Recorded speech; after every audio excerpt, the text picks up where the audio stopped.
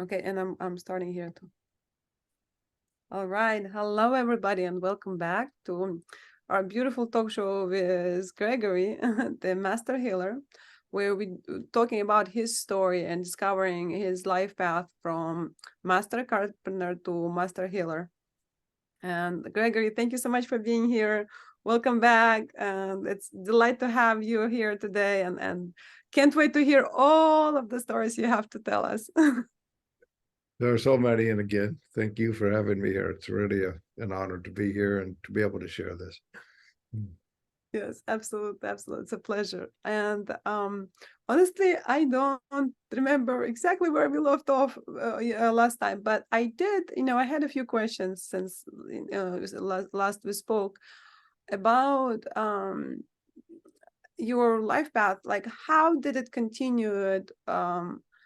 Oh, I remembered. Okay, good. So we were in this conversation about how you actually transition into a master healer, and you have told us that you were at this point in life where you were standing talking to people, and you were realizing that you knew that they were supposed to die, and here they are a year later, all of them sitting listening to you. And then this woman, she ended up taking over your spot, and you moved on.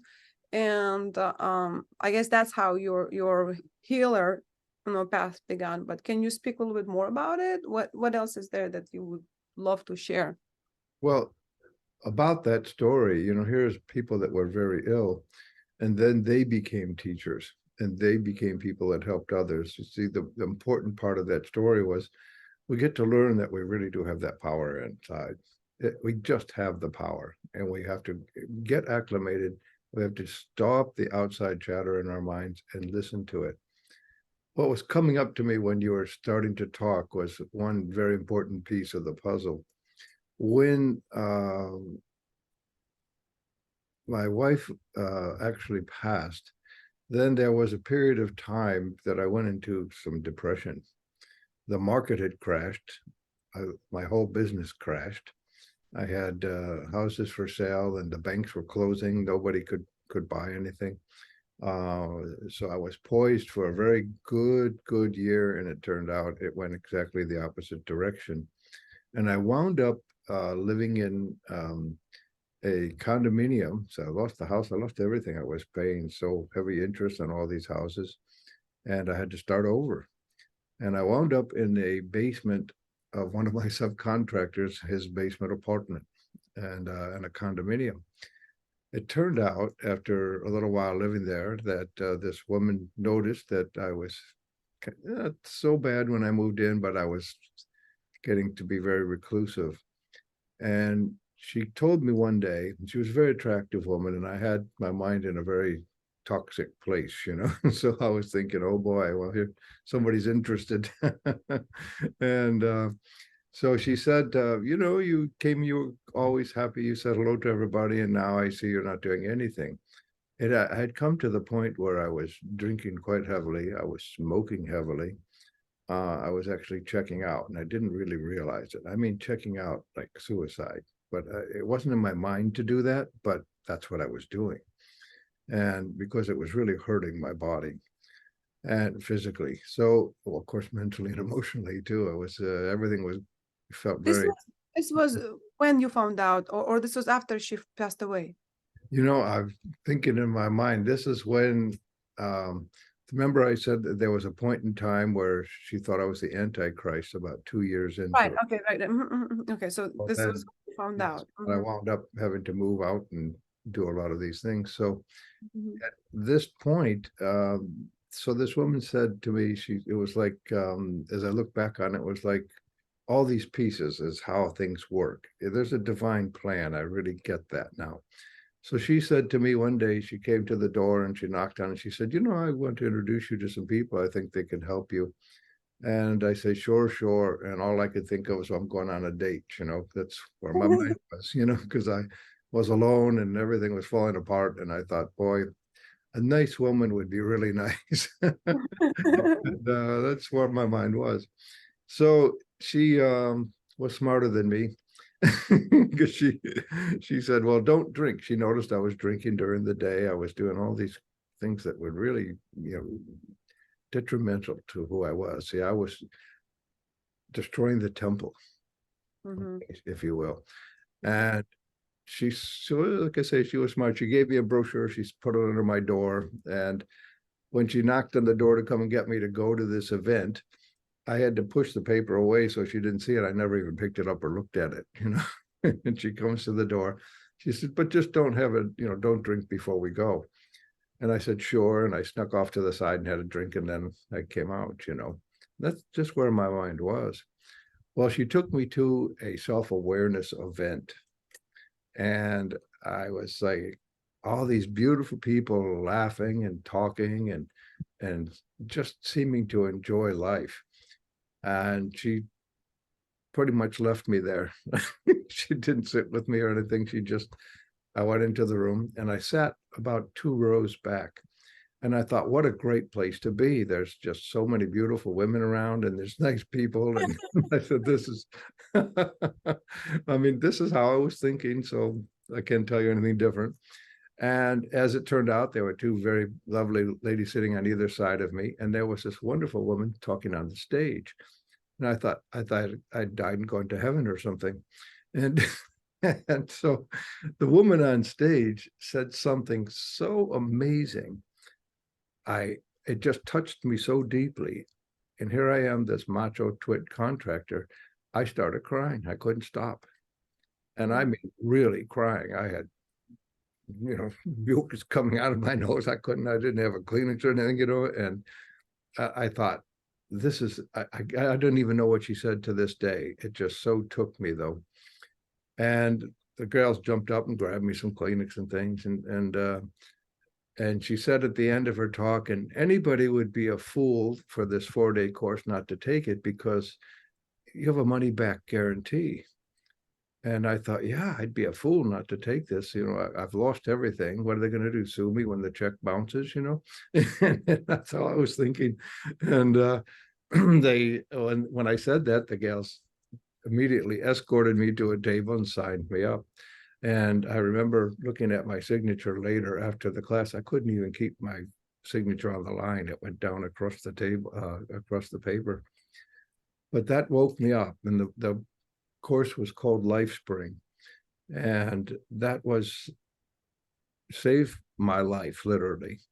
I went in there and I felt like I had come home again. Before, I didn't realize it, but my soul, my happiness, my joy was someplace else. It wasn't inside me anymore. And somehow during that course that was so beautifully led that I came back into my body. I took the course again and again. I took the advanced course. And then one day, one of the people said to me, Alexander Everett, who later, as I mentioned before, became my teacher, they said, well, he's coming into town. He's the fellow that designed all of these courses. And I said, you're kidding. I have to meet him. It saved my life. I'm working again. Oh, I'll tell you some stories how that, my wife just came back together. And they said, well, he's coming next weekend. And I said, well, there's nothing more important to me. This man saved my life. I have to meet him. Wow, I have goosebumps. And I think I mentioned in one of the other talks how we met. I thought I had a dream that I was going to bump into him in the hall, on the way to the seminar. So I got there early. I don't remember if you spoke about it on the video. So yeah, please. Yeah. And I did. I bumped into him and I met him and we became really good friends. There were many, many programs. There was LifeSpring, the Forum, EST, Actualizations. There were a lot of different courses. It turned out these were all executives of his that when his company got so large, he said, I don't want a large company. I just want to affect people's lives. So take whatever you want out of this company. It was called Mind Dynamics, and do whatever you want with it. And each one of the executives started their own company. So he had affected hundreds of thousands of people in this way because these people went out and made all of these courses. So John Hanley happened to be the one that started LifeSpring, and that's the one that I got involved in. Truly, truly saved my life. one of the last parts of the course, you had to do what they called confront your life through enrollment, which meant once you've taken the course, there would be we had 3 months afterwards called the leadership program, where we got to now apply the skills that we learned, or got back to at least, and through enrollment. So if our lives were running well, it was easy to enroll people. Well, my life was running really good then. I was like an enrollment machine, you How know. many people have you got to change their life like in that way? Oh, many, so many. I couldn't tell you the numbers, but we were having so much fun. I was in that program too. It was 6 months. By the time I got in, it was 6 months. So interesting because Mhm. you have all this like divine spiritual paths with Sai Baba, with all this, amazing interventions. And then there is the stamina, I guess for your physical body, for the personality, right? It's the identity. It's losing identity. I think that's what was the course about. Losing that, identifying yourself with your traumas, with the life is happening to you versus you are making life happen. And it came to me at the point of this, like my life, the I guess the continuation of what the program you went through. And sooner It, or later, sometime in our life, we need help. You said something interesting just now. You said all these interventions, and that's really the best way to describe it. I was on a destructive path, and it was as though God sent interventions and say, okay, we're not going to let you go down this path. You're going to have choices. And hmm, that's one of the biggest things that we forget in life. We have choice. hmm, The way society is set up, it's not set up to let us believe that. In school, we have to learn something and then regurgitate it and get a mark, how good you did on this test. Instead of using the mark to say, oh, I see where I need a little help. I see where I haven't studied so hard in this particular area. Instead, it became something, oh, you either passed or you failed. hmm, And instead of using it as a tool to learn more. And I remember having a lot of difficulty in school about that. Bringing choice up when we were in India, this was really where it really came home to me. My son wanted to stay. He was 12 years old. He said he just loved it there. He just wanted, people respected him. They loved him. He was heard. He felt powerful. It was a very, very different feeling than how we were doing in the West, where everything was how good your grades were, how fast you could run, how far you could hit the ball, instead of being in competition with yourself and being in cooperation with others. Even see, if you're playing football, you have to be in cooperation with the other people. But the real idea behind it is to be in competition with yourself, to be the best that you could be. And no matter if you win, lose, or draw, you did your best. And that's what it is. That's the choice to do your best. That's the choice that we can make, to say, I'm choosing this so I can do the best and I can be the best that I could be. How we came to really realize that we have choices, when he wanted to stay, I said, well, that's a pretty big commitment. And I was feeling the same way. I would have stayed there. I said, well, let's see if we can get Sai Baba to tell us, you know. So we have to sit in the outside this big place called a mandir. There's a building inside, and there's these big walls around it. It's a very large place. Thousands of people go in and sit on the concrete and wait for him to come out. Well, in order to get there, we have to make lines outside the mandir, and somebody who at the head of the line, they pick a number. Somebody comes by, and if they pick one, your line goes first, and you get to sit right in the front, the closest to him, and so on, all the way to the back. So the highest number goes last. So I said, well, let's do it this way. If Sai Baba wants us to stay, let's have him put us in the front row. If Sai hmm, Baba wants us to leave, let's have him put us in the back row. hmm, So we have to now choose which line to sit in, okay, to see if we can make this happen. So we chose the second line from the wall. Then we changed our minds and chose the seventh line from the wall. The line that the seventh line went, or the line that we left, the second line actually went in first, and the line that we chose, the second one, went in last. So Wow. we chose ourselves, you see, to leave. Hmm. You see, we didn't leave the choice to someone else. And this is called giving your power away. If you leave your choices to somebody else, like if you don't take a stand about who and what you are, you're not taking a stand for anything. And there's many, many other people that would be happy to take a stand for you and run your life. Okay.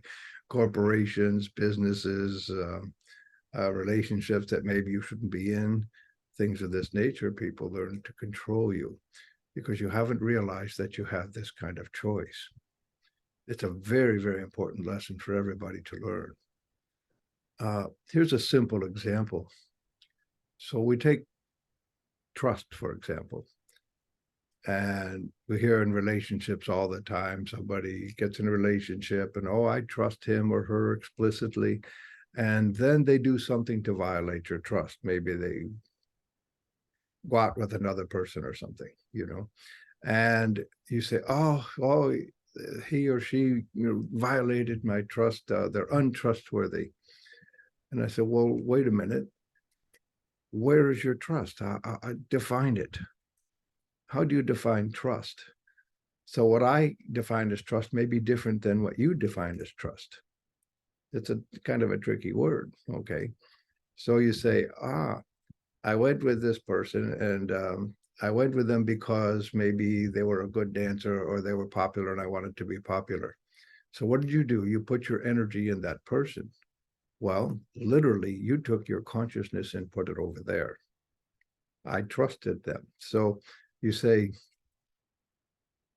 I'm here because I want to be popular, but then maybe you start to have feelings for them, and they go out and do what they're doing. They're players and they just are doing what they do. You say, well, I trusted them. Well, you just gave away your power. So here's how I handle trust. You've got to be careful about this. Like, I don't trust anybody. I don't trust anything. I don't trust the ground I'm standing on, the roof. I mean, I was in construction. I fell through roofs. I fell through floors because they weren't safe, but every once in a while it catches you, and boy, we have what might be a bad accident. Lucky for me, it was I caught it in time each time. But you see, so I don't trust the trees outside, the air, anything, because if I see a broken branch and it's windy, I trust myself, knowing about wind and broken branches, that I won't walk under that tree. So I say, I don't trust you. I trust what I know about you. I keep my trust inside. This way, I keep my power inside me. Okay. And I know what works for me. Now, by me trusting myself, I stand in front of you and my attention is on me. Okay. So if my attention's on me, I get to see how my body is responding, how my emotions, my body, my physical, my mental, all four bodies are responding to this energy in front of me. If I see, for example, with my eyes, you've got guns and knives, and I can feel that you're very angry, I may not stand in front of you. I'll go someplace else. You see, I have choices. So I trust what I know about you, not you. And this is very important. You trust somebody else without a definition, a mutual definition of trust. It's a recipe for disaster. Does that make sense to you? Absolutely. And I think it's also like I can relate. And for me, it's I feel this person is, or I feel this person isn't. Yeah, you're So checking in to yourself. See, that's a word I use all the time when I'm doing healing work. I say, okay, check in now. What's going on? Check in now. What's going on? Does this resonate? Does this not resonate? Because my truth may not be yours. It's okay. What we just want you to do is find your truth. What are you here for? so where do you think the doubt comes from because there's a trust, uh do you take it moment by moment, but then there is at the same time there's a long term trusting yourself about what you know about the person?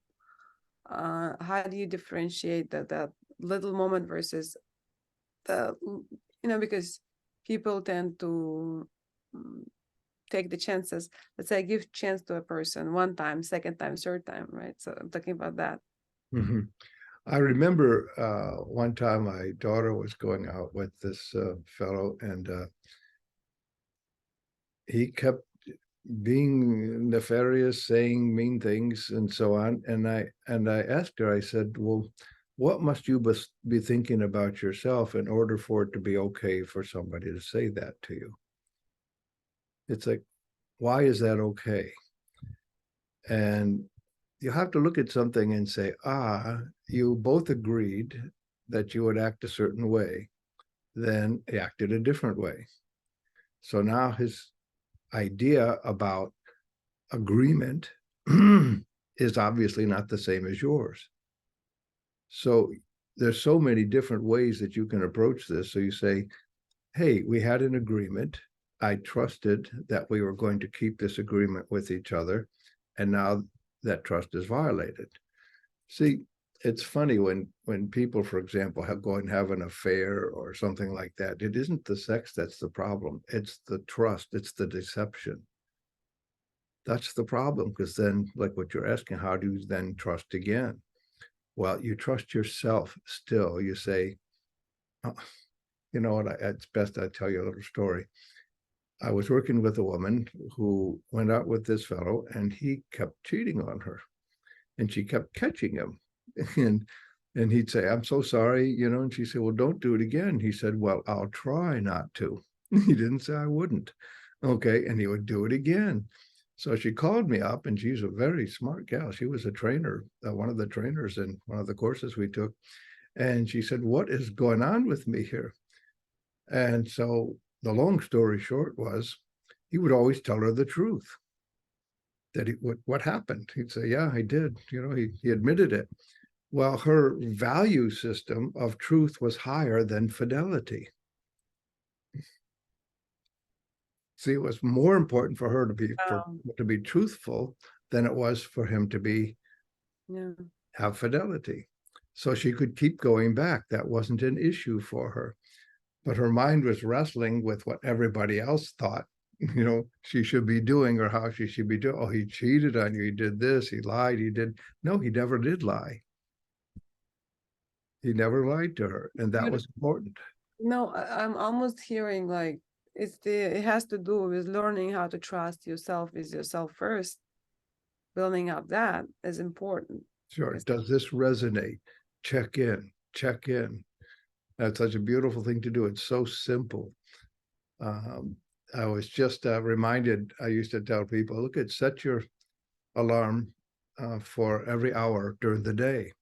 And every hour, when that alarm goes off, take just 2 minutes. Doesn't matter if you're in a conversation, doesn't matter what you're doing, just stop and breathe. You don't have to close your eyes. It might be nice if you did, but if you're driving or something, obviously don't do that. And then just breathe deeply and follow the breath going into your body, and ask yourself, what is going on for me in this moment? What is it? Like, you check in. It's so easy to do. So when somebody's in front of you doing the same thing over again, that's a problem. And you say, let me check in. I have choices. I can stay here, I can renegotiate, or I can leave. You have choices. Right. Yeah. So we all have value systems, integrity, people's honesty, being close to family, being close to God, owning a nice car, whatever your value is, it is what it is. And when it's valued, then if somebody obstructs that value, then you've got to ask yourself, do I still want to be here? Or can I explain to them? I say, this just happened, and one of my high values is integrity, and you just kind of fibbed to me about this. So what are we going to do? And they might say, well, I told you this because I didn't want you to feel bad. And then you make a new agreement and you say, well, look, I'd rather you just tell me the truth. That way I can make up my own mind. See, somebody is telling you a quote, a white lie or something. First of all, it's a lie. A lie is a lie. And now you're making your choices based on that lie if you're not checking into yourself. If you're checking in and somebody says something, your body goes, you twitch or you feel something inside, pay attention. This is one of the ways to heal yourself. So you won't get yourself into conditions and positions where you're uncomfortable or it's downright degrading to you. This is how bad relationships begin to foster. Now, the sad thing about it is a feeling is a feeling, and some people are so devoid of feelings because their attentions are outward, outside of their body instead of inside. That when a feeling does occur that breaks that cycle of looking outward, they have to look in and they feel bad. That draws them to that person. So it doesn't have to be a nice act, it could be an awful act. But it draws them closer because they're not paying attention to their own values. They're trying to make someone else's values work. I feel like this conversation about I have so many questions, so much we can expand, but I'd like to, I know we only have a few minutes, and before we wrap up, I want to kind of, I guess, to open the topic for the next conversation on Thursday, which is so as I remember that you had and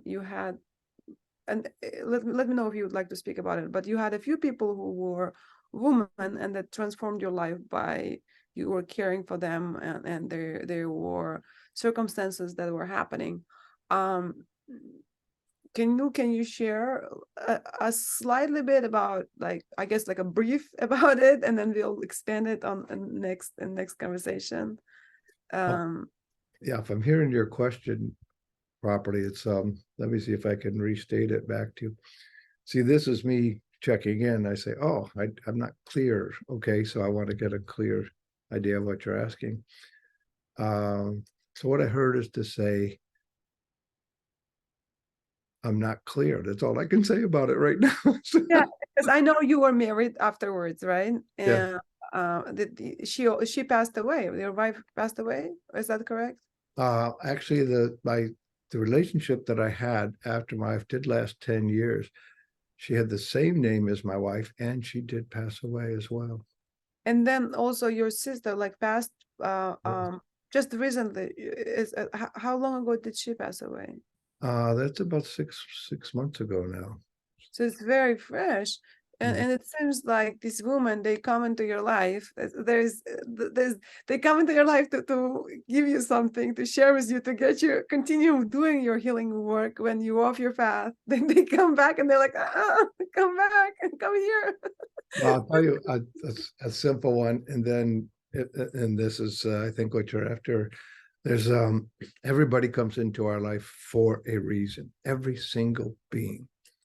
So it's nice, even if it's an unpleasant situation, but you look at the learning from it. You can bless them and say, ah, I see. I have been duped over and over again by different people, but the same circumstance. So many people have come to teach me not to fall for this. So you bless them for that learning. So, for example, I'll give you an easy one with my sister. Sometimes over 3.5 years, I would get a little impatient or something. And there was this thing, like sometimes I wanted to do more healing for her, and something kept stopping me. And there's this saying that I grew up with, and I heard it all over from other healers, from other masters. So it's more difficult to work with your family than it is anybody else.